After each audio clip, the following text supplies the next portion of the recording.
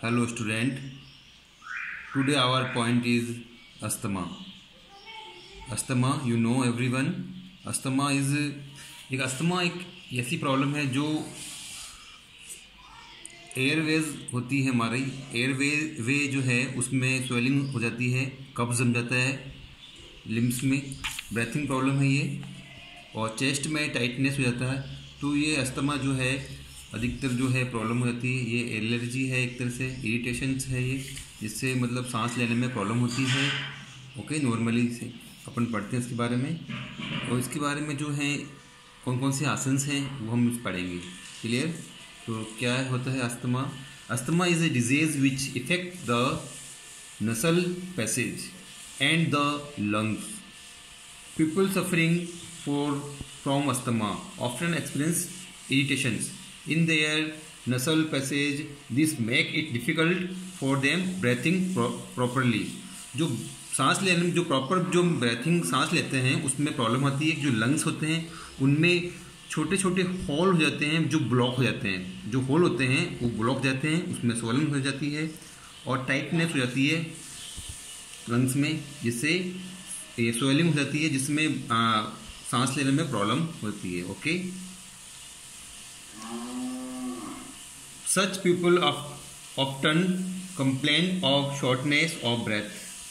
Symptoms क्या है इसके, जो मतलब इसको किस प्रकार से हम जानते हैं कि ये अस्थमा ही है। ओके, तो hissing, tightness in chest, okay, breathing problem, coughing and swelling of Airways can be commonly seen in such people. Okay, to prevent asthma, the trigger asthma attacks should be avoided. Such factor, okay, किसको हमको avoid करना चाहिए और किस प्रकार से हमको उसको प्रिवेंशन रखनी चाहिए। Okay, first, cigarette smoking,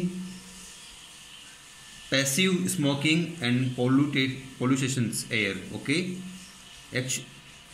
exposure to animal that causes allergies including household pets. Okay, मतलब जो भी फालतू जानवर है उनसे दूर रहना चाहिए क्योंकि वो इरिटेशन होता है, और स्मोकिंग नहीं करनी चाहिए, ये बताया गया है। और जो भी हमारे डस्ट से दूर होना चाहिए, मिट्टी से दूर होना चाहिए। इस प्रकार से हम इसको प्रिवेंशन या हम उसको प्रिवेंशन करना चाहिए। Every person suffering for asthma should have asthma management plan which is as follow. Knowing what triggers the symptoms of asthma, understanding how to take medicine of asthma, awareness about the step to be taken in emergency situations if the person does not respond the drugs he usually take. Okay, knowledge of how to monitor breathing regularly in case the asthma attack.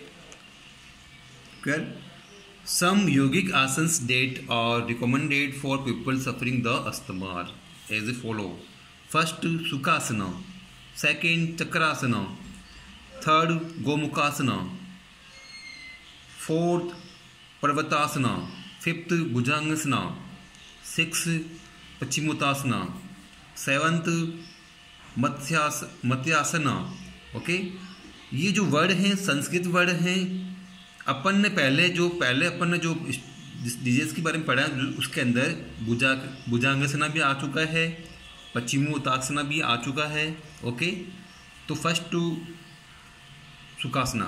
Okay, Sukhasana is also known as the easy pose of relaxing pose. This pose is best situated for meditations. Okay, procedure. First, sit straight with your leg stretched out in front of you. Okay, cross your leg such as that your right foot is bends the left knee and left foot is bent the right knee. Place your hands on your knee like this. Okay, इस condition में बैठना है। Straight होना चाहिए, कमर को सीधी रखनी है, आंखें बंद करनी है, close your eyes and breathe normally, relax your whole body and maintain this postures of sometimes, okay, then open your eyes and come back to in initial position, okay. इस तरीके से बैठ के और सांस को लेना है, धीरे धीरे लेना है और धीरे धीरे छोड़ना है, यानी जो हमारा चेस्ट है उसमें सांस को रोक होल्ड करके रखना है और धीरे धीरे रिलैक्स वापस करना है। ऐसे ही कम से कम 15 से 20 टाइम्स हम इसको कंटिन्यूटी रखनी चाहिए। और जहाँ पर ये कर रहे हैं वहाँ का इन्वायरमेंट एकदम फ्रेश होना चाहिए, ओके। बेनिफिट, दिस आसन relax the mind and body normally. It improves the body posture, it strengthens the spine and back muscles, it helps in reducing fatigue, it stretches the ankle and knees, it broadens the chest and collar bones and helps fight asthma, okay. Contradictions यानी हमको क्या क्या सावधानी रखनी चाहिए, किस तरीके से हमको क्या क्या किस तरीके से ये पोज हमको मतलब नहीं करना चाहिए, करना चाहिए, क्या सुझाव उसके लिए। पीपल सफरिंग फॉर हिप और knee injuries should avoid doing this asanas. It is not recommended to people having स्पाइनलिश प्रॉब्लम, जिसको कुछ स्पाइनल से रिलेटेड कुछ प्रॉब्लम होती है तो इसको नहीं करना चाहिए। नी या हिप या कुछ भी पेन हो रहा हो या इंजर्ड हो रखा हो या कोई ऑपरेशन हो रखा हो तो ये नहीं करना चाहिए कुछ भी। चक्रासना वेरी डिफ़िकल्ट, ये पोज डिफ़िकल्ट होता है पोज करने में, क्योंकि इसमें पूरा एक ब्रिज बनता है, सर्कल बनता है, एक व्हील बनता है, तो उसको हर किसी को नहीं करना चाहिए। इसके लिए प्रैक्टिस लॉन्ग टाइम थोड़ी प्रैक्टिस करनी पड़ती है, but after then you make this pose, okay.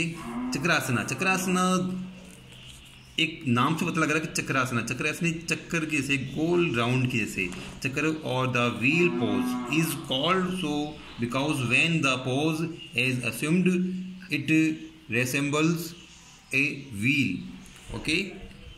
Procedure, lay down on your back, bend your knees so that your feet are flat on the floor, closed of the buttocks. Now place your palms near your shoulder such that the finger point toward the shoulder. The elbows should be shoulder width apart. Inhale, place your palms firmly against the floor. Lift your entire body off floor.